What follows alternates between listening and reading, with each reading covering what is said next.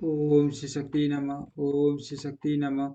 ओम श्री शक्ति नमः। ओम श्री शक्ति नमः। मीना द्वारा द्वार पर भगवान शिव का परिसन उनके रूप को देखकर संतोष का अनुभव। अन्य युवतियों द्वारा वर की प्रशंसा। पार्वती का अंबिका पूजने के लिए बाहर निकलना तथा देवताओं और भगवान शिव का उनके सुंदर रूप को देखकर प्रसन्न होना। वर्मा जी कहते हैं, नारद तदंतर भगवान शिव प्रशंसित हो अपने गणों, समस्त देवताओं तथा अन्य लोगों के साथ कौतूहल पूर्वक गिरिराज हिमवान के धाम में गए। हिमाचल की श्रेष्ठ पत्नी मैना भी उन स्त्रियों के साथ घर के भीतर गई और शंभू की आरती उतारने के लिए हाथ में दीपकों से सजी हुई थाली लेकर सभी ऋषि पत्नियों तथा अन्य स्त्रियों के साथ आदर पूर्वक द्वार पर आई। वहां आकर मीना ने संपूर्ण देवताओं से सेवित गिरिजापति महेश्वर शंकर को, जो द्वार पर उपस्थित थे, बड़े प्यार से देखा। उनकी अंक कांति मनोहर संपा के समान, उनके एक मुख और तीन नेत्र थे। प्रसन्न मुखार विंध्य मंद मुस्कान की सटा सारी थी। वे रतन और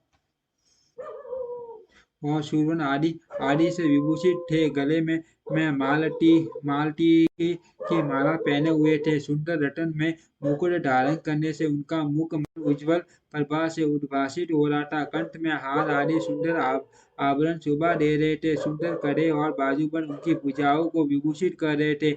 अग्नि के समान निर्मल एवं अनुपम, अत्यंत सूक्ष्म, मनोहर, विचित्र एवं बहुमूल्य युगल युगल वस्त्र से उनकी बड़ी शोभा हो रही थी। संतन अगर कस्तूरी तथा मनोहर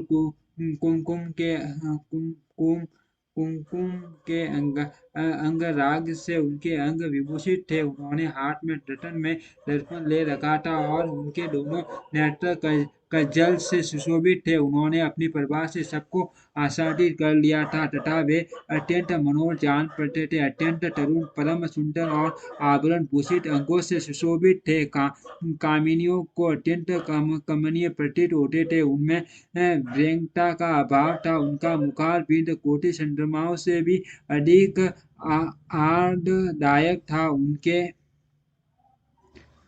से अंगों की सभी कोटि काम देवों से भी अधिक मनोहारिणी थी। वे अपने सभी अंगों से परम सुंदर थे। ऐसे सुंदर रूप वाले उत्कृष्ट देवता भगवान शिव को जामाता के रूप में अपने सामने खड़ा देख मैना की सारी शोक चिंता दूर हो गई।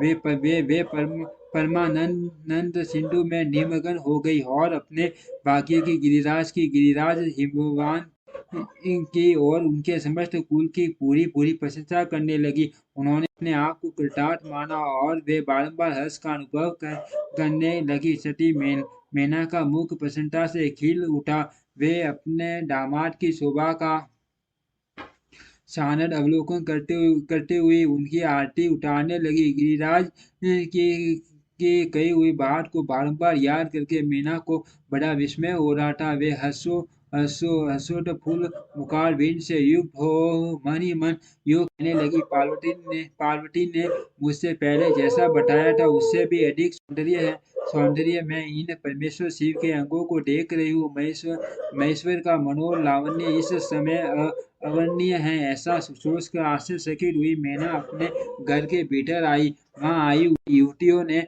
भी वर के मनोहर रूप की पूरी पूरी प्रशंसा की। वे बोली, गिरिराज नंदिनी शिवा धन्य है। कुछ कन्याएं कहने लगी, दुर्गा तो साक्षात भगवती हैं। कुछ दूसरी कन्याएं महारानी मैना से बोली, हमने तो कभी ऐसा वर नहीं देखा और न कभी ध्यान में ही ऐसा वर का अवलोकन किया है। इन्हें पाकर गिरिजा धन्य हो गई। भगवान शंकर का वह रूप देखकर समस्त देवता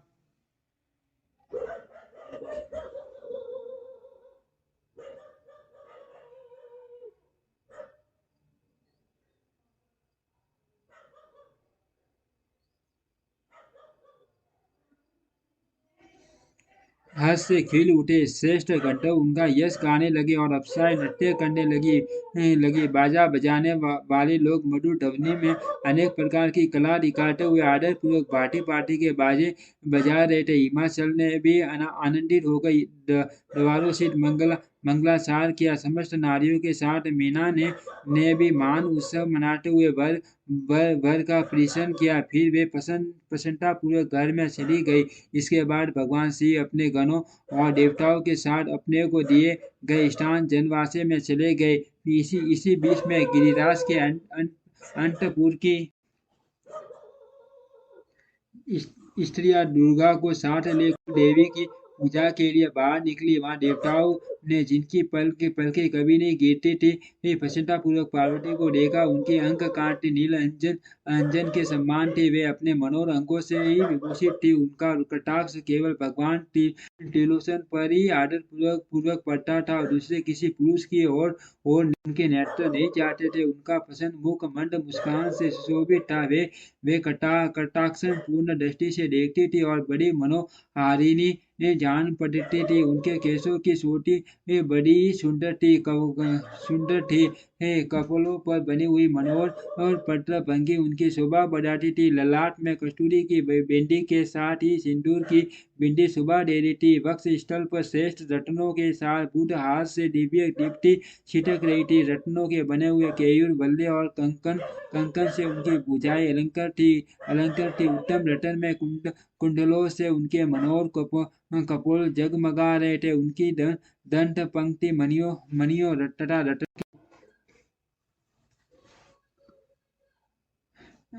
की प्रभा को छीने लेती थी और मुख की शोभा बढ़ाती थी। मधु से पूरित अधर और ओष्ठ बिंब फल के समान लाल थे। दोनों पैरों में रत्नों की आभा से युक्त महावर शोभा देता था। उन्होंने अपने एक हाथ में रत्न जटित दर्पण ले रखा था और उनका दूसरा हाथ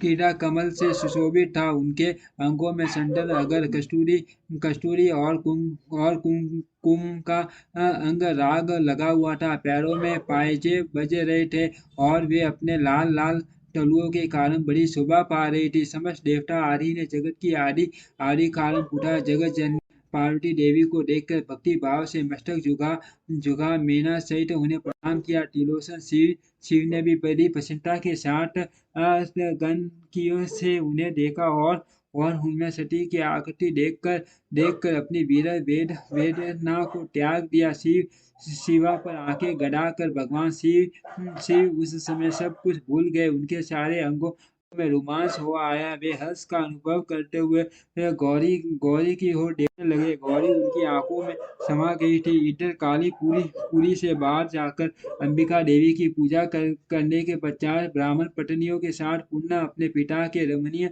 भवन में लौट आई। भगवान शंकर भी मुझ ब्रह्मा विष्णु तथा देवताओं के